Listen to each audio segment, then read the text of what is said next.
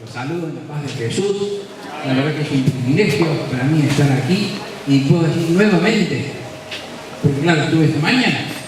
Ustedes saben que para mí, yo tengo, festejé los 50 años hace un tiempo, para darle una idea. Y Barrio Sumarán siempre quedó de paso. ¿Por qué de paso? Porque yo nací en barrio Villa Sarais, en la calle Rancagua. Ahí está mi mamá, aún. Y mi novia, con quien me casé, Andrea, era cerca de la Avenida Núñez. Entonces, antes que no había circunvalación, esto quedaba, era el camino. Y lo hice en todos los medios posibles, porque lo hice en bicicleta, lo hice en moto, el recorrido. No sé cuántos han vivido esa etapa de noviazgo alguna vez, cuando no hay fondos, a veces tomando un colectivo. Después lo hice con un auto que me compré y en ese momento quien me lo vendió era un amigo, Auto Unión. ¿Se acuerdan de Auto Unión? Algunos sí, ¿no? Pero Auto Unión. Andaba como tirando pecados así, porque eran como dos tiempos de Auto Unión. Y en el Auto Unión yo trabajaba todo el sábado casi, porque iba al colegio durante el día de semana y trabajaba todo el sábado para lavarlo, limpiarlo, ponía en marcha, iba por acá, por la góngora, a la casa de mi novia y casi siempre me quedaba por el camino, casi siempre. Y para cómo no era mi excusa de novio, porque no me quedaba con ella, me quedaba solo en el camino. Bueno, es como que hoy Barrio Sumarán ha sido como mi casa, porque he estado de esta mañana, y esta iglesia también.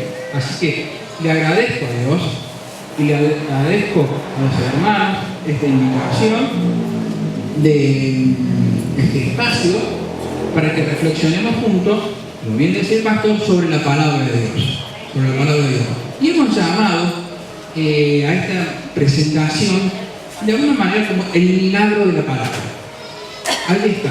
No sé si leen desde aquí porque yo no calculé la distancia que había entre el proyecto en la pantalla y la gente, que es bastante, pero si no, yo voy a tratar de explicar un poco lo que se lee para que también quien escucha por la radio pueda sumarse a esta idea. Lo que vamos a hacer ahora, antes de arrancar el milagro de la palabra, vamos a leer de la palabra de Dios en el Evangelio de Lucas. Vamos a ir al capítulo 24. Yo hay un diálogo de Jesús con dos de sus discípulos. Lucas capítulo 24.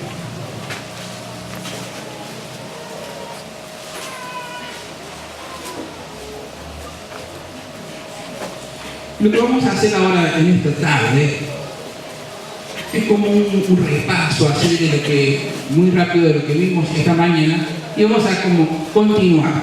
Cosa de que si le llama la atención, alguno puede volver y escuchar allí en la página de la iglesia la reflexión de esta mañana, y así aprovecha las dos reflexiones. Evangelio de Lucas, capítulo 24, yo lo encuentro acá, y voy a pedir un voluntario para leer. Yo sé que aquí hay buenos lectores. Quizás puede ser un voluntario, un joven, puede ser una persona mayor, puede ser, no sé, un voluntario. Hermano, no cumplo la condición de joven, pero puedo leer.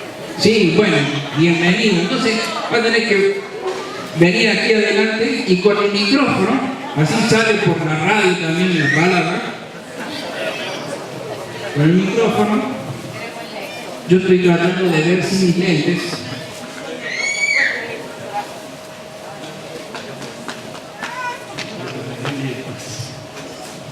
Vamos a leer Lucas 24, desde el versículo 13 hasta el 35. Una lectura un poquito larga. Y he aquí, 2 de ellos iban el mismo día a una aldea llamada Emaús, que estaba a 60 estadios de Jerusalén. E iban hablando entre sí de todas aquellas cosas que habían acontecido. Sucedió que mientras hablaban y discutían entre sí, Jesús mismo se acercó y caminaba con ellos. Mas los ojos de ellos estaban velados para que no le conociesen. Y les dijo: ¿qué pláticas son estas que tenéis entre vosotros mientras camináis? ¿Y por qué estáis tristes? Respondiendo uno de ellos, que se llamaba Cleofás, le dijo: ¿eres tú el único forastero en Jerusalén que no has sabido las cosas que en ella han acontecido en estos días? Entonces él les dijo: ¿qué cosas? Ellos le dijeron: de Jesús Nazareno, que fue varón profeta, poderoso en obra y en palabra delante de Dios y de todo el pueblo, y cómo le entregaron los principales sacerdotes y nuestros gobernantes a sentencia de muerte y le crucificaron. Pero nosotros esperábamos que Él, en el que había de redimir a Israel, y ahora, además de todo esto, hoy es ya el tercer día que esto ha acontecido. Aunque también nos ha asombrado unas mujeres de entre nosotros, las que antes del día fueron al sepulcro. Y como no hallaron su cuerpo, vinieron diciendo que también habían visto visión de ángeles, quienes dijeron que Él vive. Y fueron algunos de los nuestros al sepulcro y hallaron así como las mujeres habían dicho, pero a Él no le vieron. Entonces Él les dijo: oh insensatos y tardos de corazón para creer todo lo que los profetas han dicho. ¿No era necesario que el Cristo padeciera estas cosas y que entrara en su gloria? Y comenzando desde Moisés y siguiendo por todos los profetas, les declaraba en todas las escrituras lo que de Él decían. Llegaron a la aldea donde iban y Él hizo como que iba más lejos. Mas ellos le obligaron a quedarse, diciendo: quédate con nosotros porque se hace tarde y el día ya ha declinado. Entró pues a quedarse con ellos.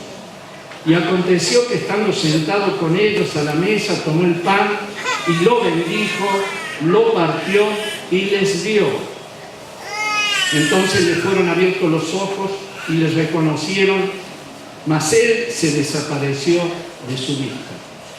Y se decían el uno al otro: ¿no ardía nuestro corazón en nosotros mientras nos hablaba en el camino y cuando nos abría las escrituras? Y levantándose en la misma hora, volvieron a Jerusalén y hallaron a los 11 reunidos y a los que estaban con ellos, que decían: ha resucitado el Señor verdaderamente y ha aparecido a Simón. Entonces ellos contaban las cosas que les habían acontecido en el camino y cómo le habían reconocido al partir el pan. Amén. Muchas gracias. ¿Cuál es tu nombre? Miguel. Bueno, por ser valiente, Miguel, no te vayas un segundo. Tiene un regalo. Un regalo de la Biblia. La Biblia.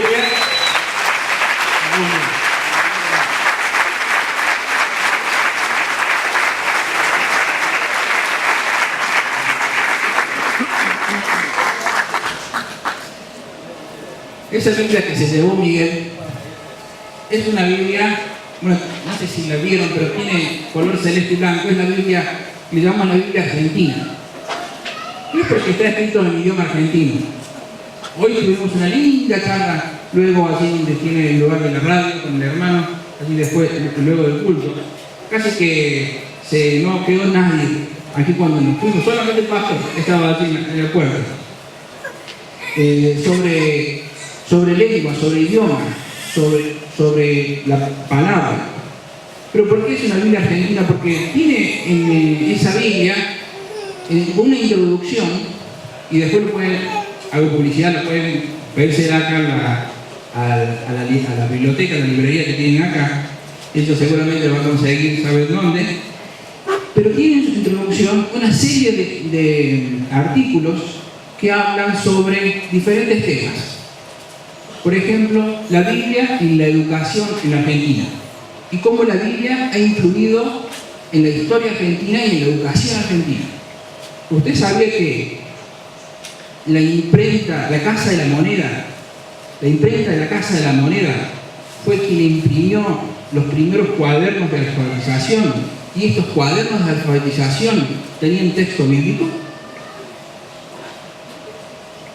Un señor llamado Diego Thompson, que vino a la Argentina en un sistema que se llamaba francés lancasteriano de enseñanza, que consistía en que el maestro le enseñaba a los más grandes, después los más grandes le enseñaba a los que seguían más chicos, y así. ¿Por qué? Porque no había maestros. Y allí, a través de la historia, muestra cómo la Biblia influyó en la educación argentina. También otro artículo sobre la Biblia y la cultura en nuestro país. Otro sobre la Biblia y la música en Argentina. Para mí, que estaba ausente la Biblia en la cultura. Pero no, hay otro artículo sobre también la Biblia y los pueblos originarios. Y la traducción de la Biblia a los pueblos originarios. ¿Por qué cuento esto? Aunque yo traía la Biblia desde antes, pensando en regalarla. Esta mañana la pensaba regalar, pero como se nos fue el tiempo, ganó una hermana. ¿Por qué cuento esto? Por esto que vivimos hoy. Y hay una cosa que vivimos esta mañana. Esta mañana presentaron un bebé, por el cual la iglesia oró. Y el bebé ya estaba, no sé, con sus meses, ya varios meses, acuesta y con toda su familia. Y hoy presentaron un futuro matrimonio. ¿Y por qué? ¿Por qué? Y alguien preguntará, ¿y esto dentro de la iglesia? ¿En la iglesia acaso no deberíamos hablar sobre cosas espirituales? Y claro que sí. Y claro que sí que se debe hablar de cosas, porque las cosas espirituales son las cosas cotidianas. Las cosas cotidianas también pueden ser espirituales. Y es por eso, nuestra mente, con una gran influencia del pensamiento griego, ha dividido: esto es trabajo, esto es familia, esto es iglesia. Y estamos fraccionándonos así en nuestra vida cotidiana. Pero los hebreos no pensaban así. No. Para los hebreos, la persona era una, íntegra. Y todo tenía que ver con todo. Lo cotidiano, los nacimientos, las fiestas, lo popular, todo tenía que ver con la religiosidad del pueblo. Y cuando Jesús luego encarna esa tarea de enviado de Dios, de palabra de Dios, y viene a esta tierra, también dialoga con las personas. Y como lo hace con el lenguaje popular común de su tiempo. Es decir, Jesús, sabiendo hablar hebreo, que era el lenguaje religioso, elige hablar arameo, que era el lenguaje que entendía a la gente del pueblo. Vamos a ver algunas, como un resumen de algo que vimos esta mañana, vamos rápido. Hablábamos de que, como bien decía el pastor, que ¿podemos pasar? ¿De qué? Si no se puede, no importa. Que la palabra, tanto la palabra que hablamos ahora, cotidiana, como la palabra con mayúscula, palabra de Dios, ambas palabras son un regalo de Dios. El ser humano es el único que tiene esta capacidad de hablar, de comunicarse, de poner en palabras nuestros pensamientos. Muy bien, vamos a la otra. Palabras a la otra, porque vamos a hacer un resumen rápido. Gracias. Y dice también Pablo a Timoteo, un consejo. Yo lo voy a leer, porque ustedes seguramente de allí no lo leen, en una versión sencilla. Sigue leyéndoles la Biblia a los miembros de la iglesia. y no dejes de animarlos ni de enseñarles. Sigue haciendo esto y no solo te salvarás a ti mismo, sino también que salvarás a quienes te escuchan. Eso dice Pablo a Timoteo. Sigue leyendo, sigue enseñando, sigue exhortando con la palabra, porque esta palabra que nosotros, palabra de Dios, creemos que es una palabra de vida. Vamos a la otra. Ahí veíamos esta mañana en esa imagen cómo el salmista identificaba la palabra de Dios y lo reconoció como una luz en el camino, una lámpara en el camino. Y pensamos, ¿cuántas veces nosotros mismos hemos dicho eso? Nosotros declaramos hoy, en esta tarde, noche, que Cristo es poderoso, y es verdad. Pero hay veces que la vida nos da golpes duros, que nos quiebran, y entonces, ¿a quién acudimos? Y bueno, y acudimos a la palabra de Dios. Es el único, es la única fuente de vida. Por eso decimos que la palabra de Dios es un milagro, y es un milagro que da vida. La otra diapositiva, porque vamos rápido, y luego de esta, vamos a la otra. Acá hablamos un poquito de algunos esfuerzos que se han de traducción sobre la Biblia. Y la verdad que uno se pregunta por qué hay tantos esfuerzos y tanto trabajo detrás de un texto, de un libro. Y bueno, que como vamos a ver un poco más adelante, no se trata solo de un libro. Pero la Biblia ha sido traducida a más de 2.700 idiomas. No toda la Biblia, sino parte de la Biblia. De los 6.000 lenguas que se hablan en el mundo. O sea, yo cuando empecé a caer en esta cantidad de lenguas y de idiomas, no puedo entenderlo. Pero en Argentina, por ejemplo, pensemos en nuestro país. Y bueno, decimos, bueno, es la castellana. Pero también hay otras lenguas de los pueblos originarios. Ilotoba, Huichí, Chorote, Mocoví, Mapudungún, en el sur, Guaraní, todas lenguas de los pueblos originarios. Algunos de nuestros hermanos sí saben castellano, pero no alcanzan a comprender como nosotros podemos comprender al leer por primera vez en nuestra lengua materna el texto de la palabra de Dios. Vamos a la otra.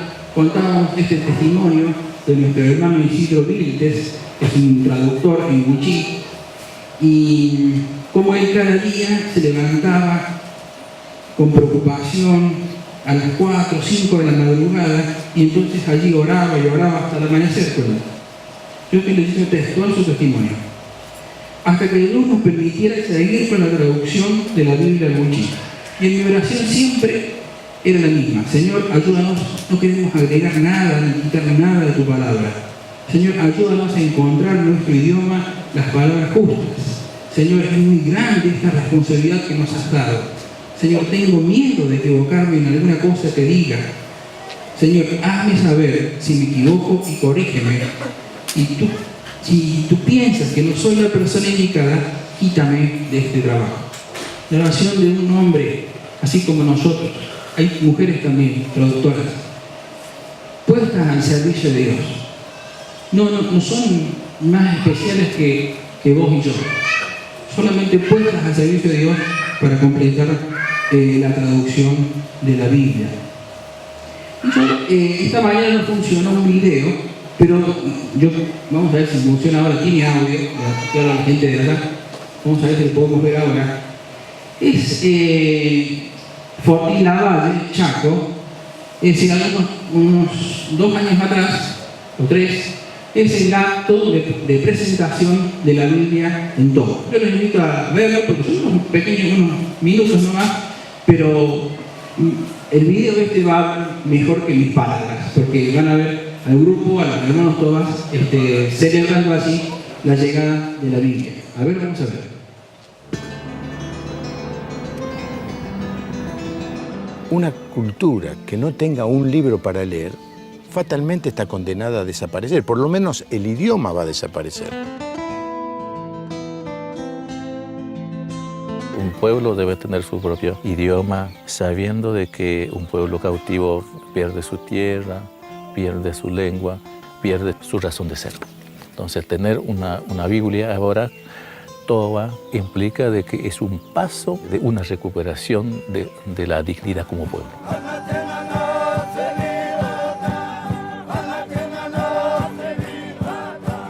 La culminación de una traducción y poder tener las Biblias ahora en la mano y distribuirlas en las comunidades representa uno de los actos más emocionantes que uno puede presenciar.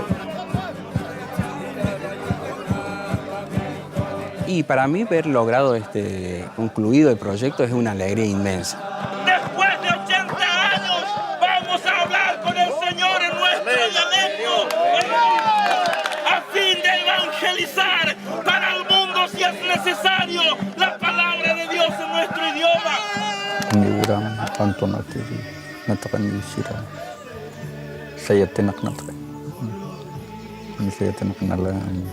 karakter malat ime di utara kanak jadi unam sokpiak uti bisira yot nina macam karakter nacina kita mencayan soktek wajib ni tu tapi kenal na kan di maju ayok tina cekai namko.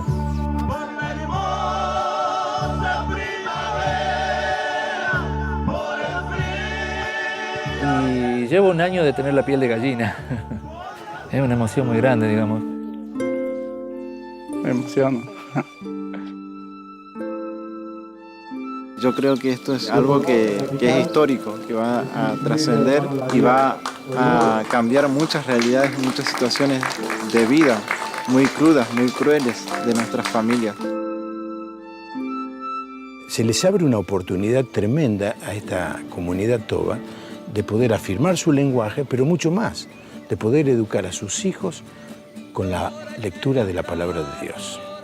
El aporte que podemos dar como traductores para las generaciones futuras es mantener la lengua propia, que la lengua toba sea vigente para todo el tiempo. Que nos vayamos a un lugar lejos, por medio de esto nos identificamos que somos como.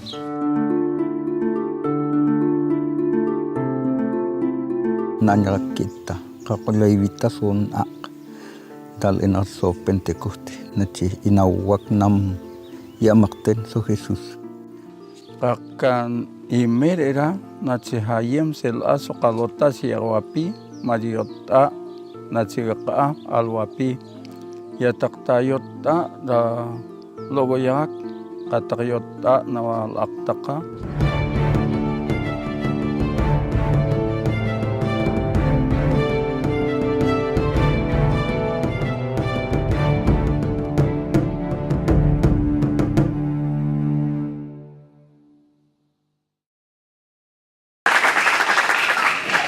A mí también me da ganas de aplaudir, aunque estuve allí. Fue un gran privilegio para mí. No sé si pudieron percibir la emoción de este grupo de hermanos. Ahora tenemos la Biblia en nuestro idioma. Ahora podemos ser, antes, algunas expresiones eran, antes los misioneros nos decían lo que significaba y nos explicaban. Ahora nosotros podemos leer. Ahora, no sé ustedes, pero yo, y gracias a Dios que nací en un hogar cristiano, lo pude hacer desde niño. Desde niño. Y bueno, porque nací en esta comunidad hispanohablante, que hablamos castellano todos, y tenemos posibilidad de entender bien lo que dice la palabra de Dios. Pero así como la comunidad toda se alegró, algunos decían, ahora somos un pueblo con el libro. Pertenecemos a ese grupo de pueblos del mundo que tienen la Biblia en su propio idioma. Y las palabras y las cosas se entienden cabalmente y profundamente cuando podemos escucharlas en nuestro idioma. Lo que se llama la lengua materna, la lengua del corazón, la lengua de la cuna. Se mueven nuestras neuronas cuando escuchamos hablar la lengua desde nuestra propia lengua. Basta salir de viaje solamente y escuchar algo de la Argentina. Ahí se nos olvidan las críticas del país, las críticas contra el gobierno, contra la ciudad, contra los pozos de la calle, porque se nos vuelve la nostalgia a flor de piel y empezamos a extrañar. Este trabajo de traducción de la Biblia lleva entre 12 y 15 años, según el pueblo, según las dificultades que presente el propio trabajo, según la capacidad que tengan los traductores para hacer el trabajo. Y la sociedad bíblica, ¿qué hacemos nosotros? Alguien preguntará, ¿vos sabés Toba? A una amiga de mi hija le preguntó, ¿tu papá es Toba? Porque vivió ahí. Y no. Bueno, he aprendido mucho de la cultura Toba. He aprendido cosas muy interesantes. He aprendido a hacer silencio para escuchar y esperar mi turno para hablar.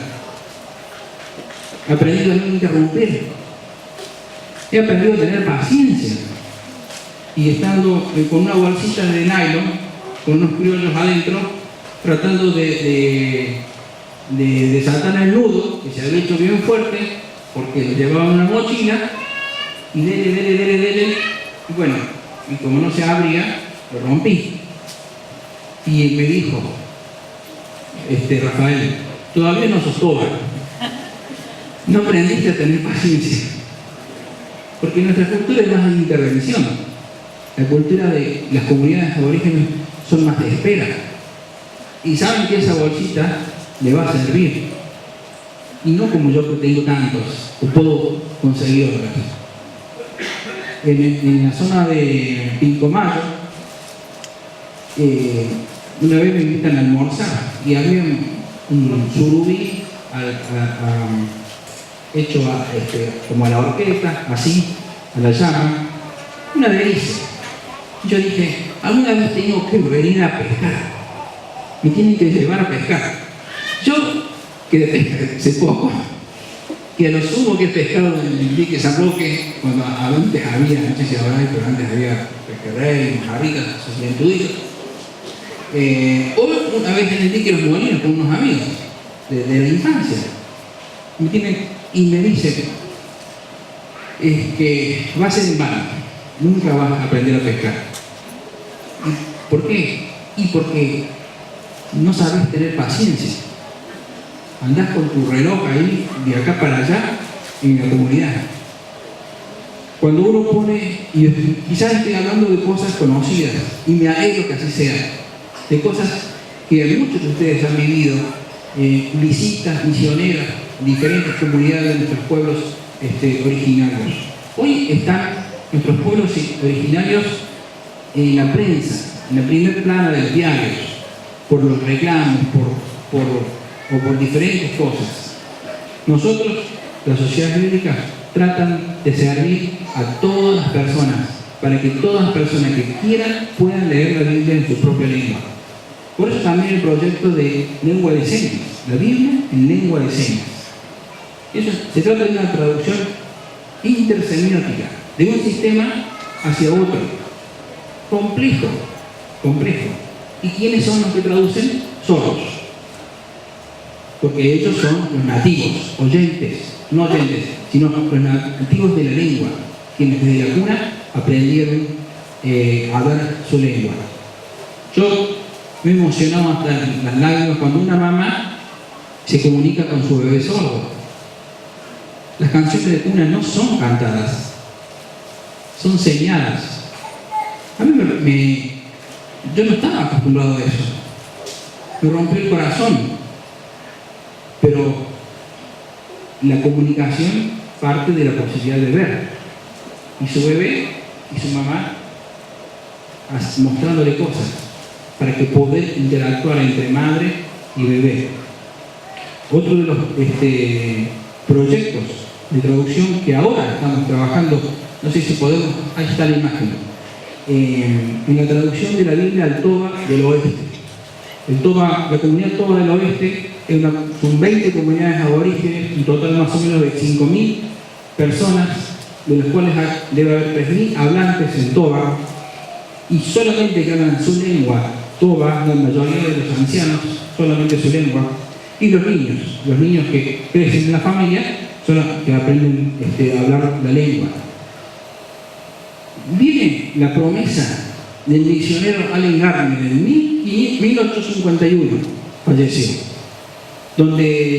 allí donde falleció, en su lugar de muerte, que muere en el sur, por frío y por hambre. Algo le voy a contar de Allen Gardiner. Yo todavía no, los historiadores, porque él lleva un libro, Allen Gardiner, como buen inglés, escocés que era, no me acuerdo ahora, pero lleva un libro de todo lo que hacía cada día. Y así lo que hacía cada día, relata. Bueno, zarpamos en un barco, nos fuimos a Argentina, estuvimos en Buenos Aires, pero igual vimos porque la gente nos rechazó. Hicimos otro viaje para el norte, por Bolivia, y volvimos porque no tuvimos éxito y la gente nos rechazó. Pasamos por Córdoba, menciona Córdoba, y tuvimos un éxito fenomenal. Nos compraron todo el cargamento de Biblias que llevábamos. Eran 48 Biblias, vendieron en Córdoba.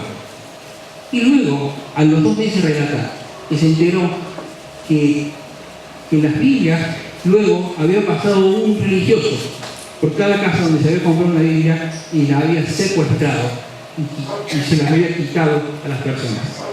Y dice en la historia que fueron quemadas en nuestra plaza San Martín.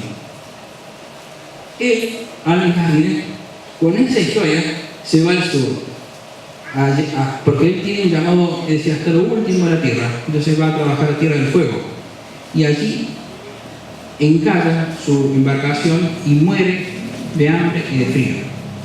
En todos sus registros él nos pone: en esta misión he tenido algún tipo de éxito. Y alguien diría: el hombre fracasó.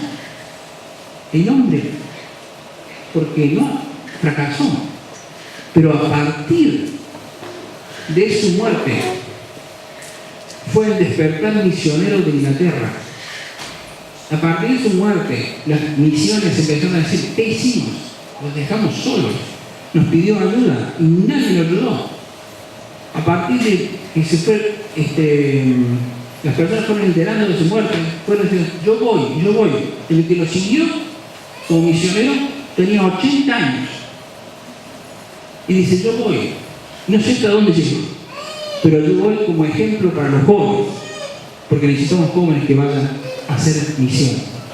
Allen Gardiner. Él escribió allí una carta a los caciques tobas, y hoy recién, después de más de 150 años, un grupo de hermanos tobas está leyendo la palabra de Dios allí, en este texto sagrado.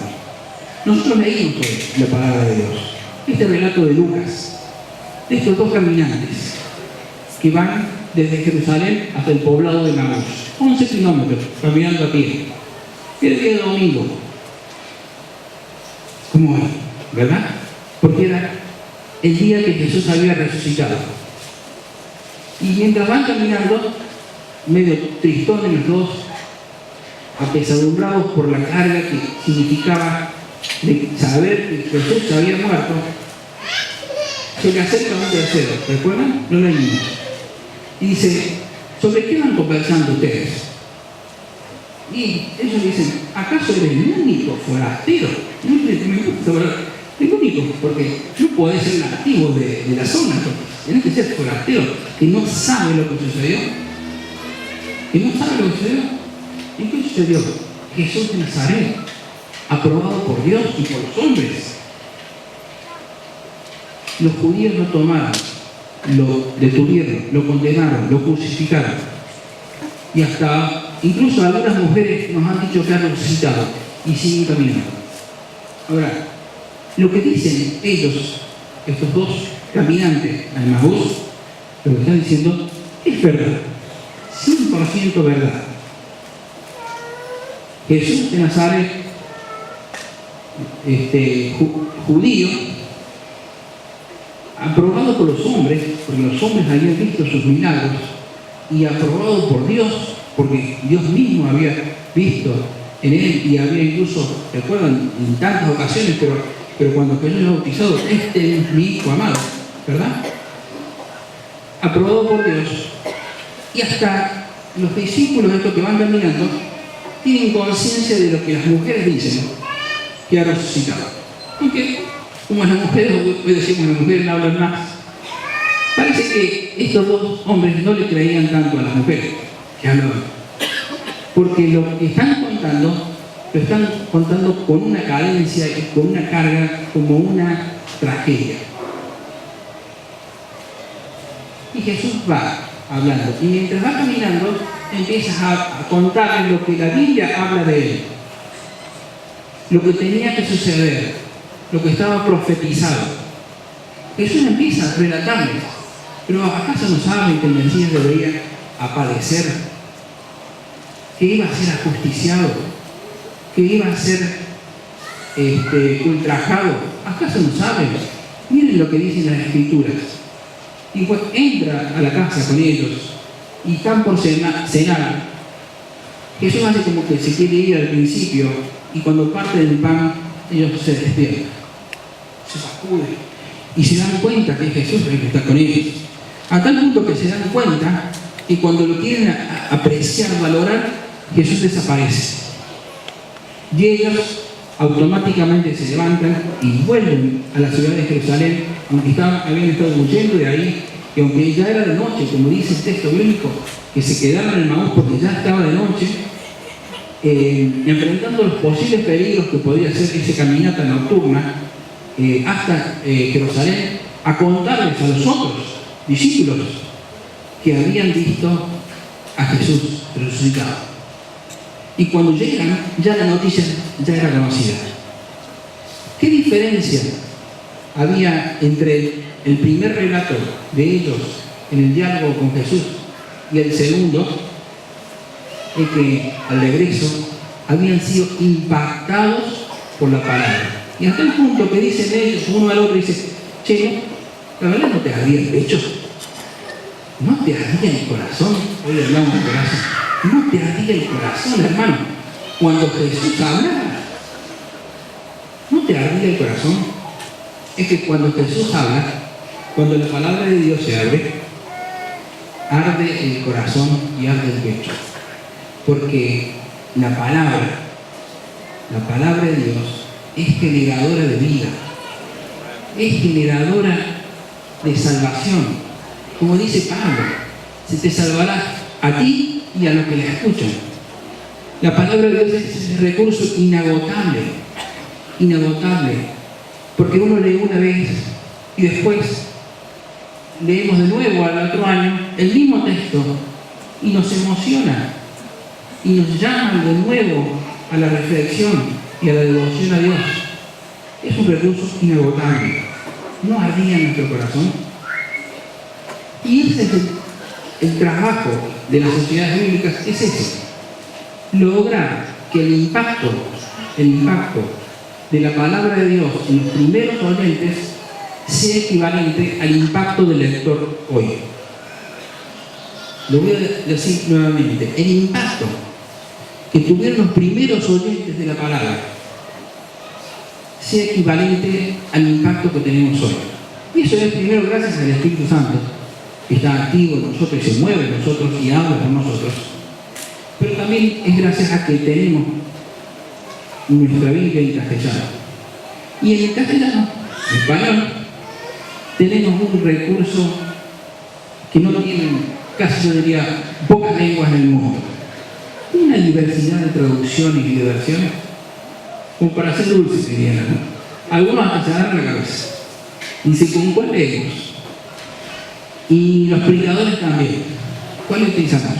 Pero es una riqueza, porque la leemos en Reina Valera y agarramos otra traducción y la leemos, y agarramos otra versión y la leemos, y cada una de esas versiones nos va trayendo luz, nos va trayendo luz nueva, y vamos descubriendo cosas, ¿es verdad? Vamos descubriendo cosas. Yo cuando leo tengo una, mi favorita, pero cuando estudio o que quiero buscar recursos, tengo un nuevo fragmento que tiene varias traducciones. Bueno, y ahora en la Compus, como bien decíamos, tenemos todas las que querramos. Todas esas palabras de Dios pueden impactar nuestra vida y impactan nuestra vida. Yo me gustaría mostrarles, vamos más rápido. Ahí, este es un fragmento de Isaías, así como fue encontrado en los rollos del Qumran. Eso en el siglo XX, así, 1945, por ahí, o 47, no me acuerdo, por un niño casi jugando, tirando piedras hacia una montaña que tiene como, el viento hace como cuevas, el viento levanta arena y piedra y hace como cavas, o cava en la montaña, y esas son como cavernas, cuevas naturales. En Altamira hay algo parecido así. Allí los judíos, por miedo a las guerras y las invasiones, habían escondido en unas vasijas el texto sagrado. Y esta es más una foto, un fragmento de Isaías. Cuando se dan cuenta que se trata de la Biblia, entonces todos los cuidados un poco para protegerlo. Y es una hoja que en tantos años se quedó muy débil, como casi como las hojas de una cebolla cuando vamos prendiéndola. Con hiper cuidado tienen que trabajar los especialistas. Pero ya incluso ya está Google, que responde todo, ya lo he digitalizado. O sea, cualquiera tiene acceso a esos documentos. Y vamos a la otra, la tarea de la Sociedad Bíblica, la otra, que es una flechita, es esa: tomar esos documentos que están en hebreo, en griego, algunos pocos fragmentos en arameo, y ponerla en un texto que podamos entender hoy. Esa es la gran tarea, y la pequeña tarea que hacemos. Y vamos a la otra. Ahora, no siempre estuvo en este formato como pergamino que vimos allí adelante. Antes, el texto sagrado estaba soportado, y de hecho tenemos ejemplos bíblicos, escritos sobre la piedra.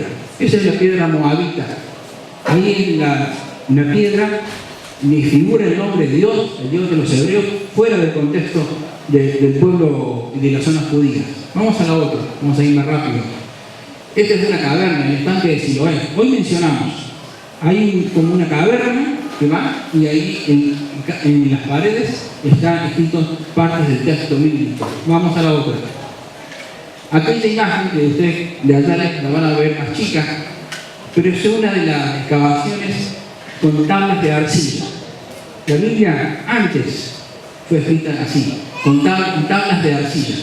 Cuando se mencionan las cartas del Antiguo Testamento que se envían los reyes, están escritas no como un cartero ni un WhatsApp como son ahora, en esas tablas de arcilla.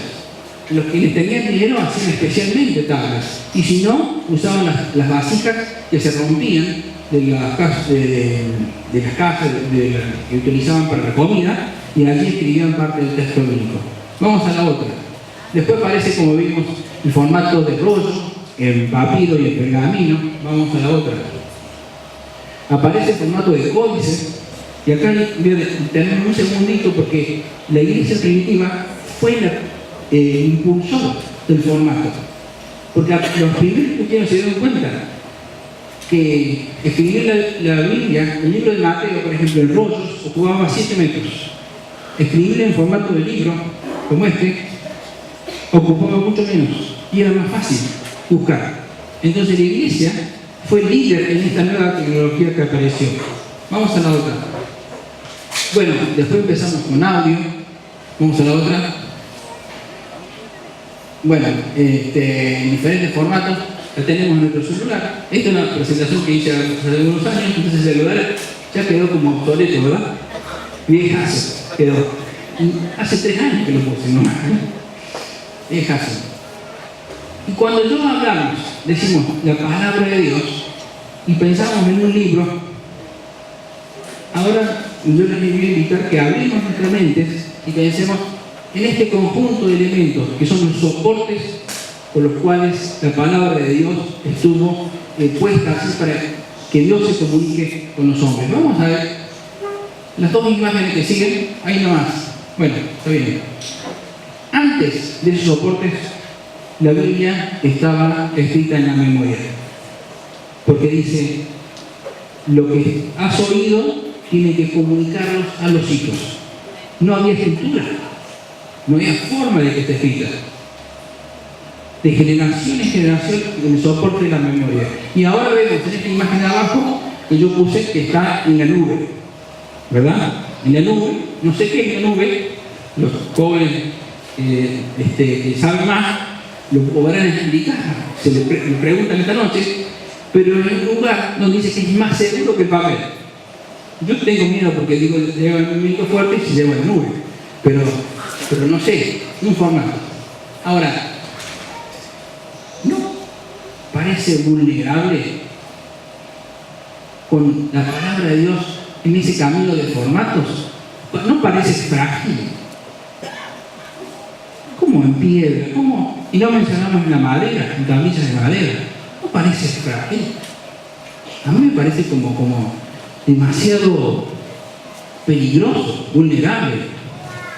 Hay una promesa de Dios: el cielo y la tierra pasarán, pero mis palabras no pasarán.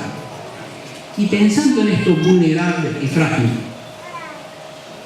pensando en esto, es que así actúa Dios, porque eligió para revelarse a la humanidad a un pueblo que no era un imperio. Yo, si hubiese sido Dios, hubiese elegido el imperio egipcio, que tiene más estructura, más poder económico, o un imperio babilónico, no sé. Un pueblo que eran los hebreos, un pueblo, era un grupo de tribus aisladas. Parece como, no sé cómo es la idea de Dios. Y después el plan de salvación confió en una joven adolescente casi, para que ella sea la madre de nuestro Señor Jesucristo. Y no solamente que era joven, que era adolescente, sino que era pobre, de Nazaret, un poblado puesto en una montaña, que no estaba en el concierto, no figuraban ni en los mapas, no figuraban. A una adolescente no podía haber elegido una familia más poderosa del gobierno, del Estado. Es que Dios actúa así.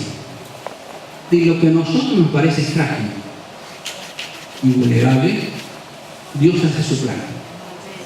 Y el apóstol Pablo dice, miren,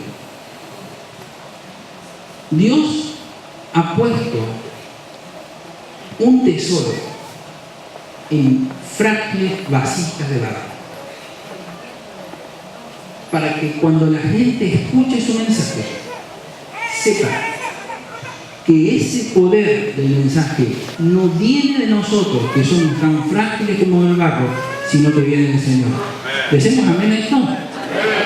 En eso radica el poder de Dios. Nos sorprende, a mí me sorprende, me da miedo eso. Eso lo vamos a dejar para otra oportunidad, porque se nos fue el tiempo. Ahí le iba a mostrar cómo empezaron a escribirse las primeras traducciones al castellano. Pero vamos a cerrar aquí, en la reflexión de esta noche. Yo muchas veces, el apóstol Pablo dice, cuando yo me he sentido fuerte, entonces soy débil. Pero cuando he aceptado mi debilidad, acudo a Dios y Dios hace el milagro. Dios hace el poder, no nosotros. Si nosotros, ¿qué somos? Como el barro. De allí venimos y de allí vamos, leerla y vivirla. O quizás voy a decir al revés, vivirla y leerla. ¿Por qué lo digo así? Porque hace un año más o menos estaba charlando con el rabino de Córdoba, Marcelo Polakov, que sale siempre en la tele. Dice, ¿sabes cuál es la diferencia entre los judíos y los cristianos? Sí, hay muchas, digo, los credos. con respecto a la palabra de Dios. No, decime, nosotros los judíos, cuando la leemos, tratamos de vivir. Ustedes los cristianos, cuando la leen, tratan de explicarla, de entenderla, de analizarla, de esto, de aquello. Nosotros no lo cuestionamos, la vivimos. Que la palabra de Dios pueda hacer algo vivo en nosotros y pueda darnos vida. Y oro por eso. Oro por esta iglesia que ha sido testimonio fiel durante años en este barrio, que para mí siempre fue casa, pero para muchos fue casa. Casa de oración, casa de refugio, casa de adoración, casa de misión, donde la palabra de Dios se vive, se predica. Y les aliento, hermanos, a continuar haciéndolo, porque allí es donde Dios envía salvación y vida eterna. Que la palabra de Dios ilumine nuestro camino, e ilumine nuestra semana y los desafíos a que, no voy a decir cada día porque a veces es difícil cada día, pero no abandonar la lectura de su palabra. Que el Señor bendiga a todos.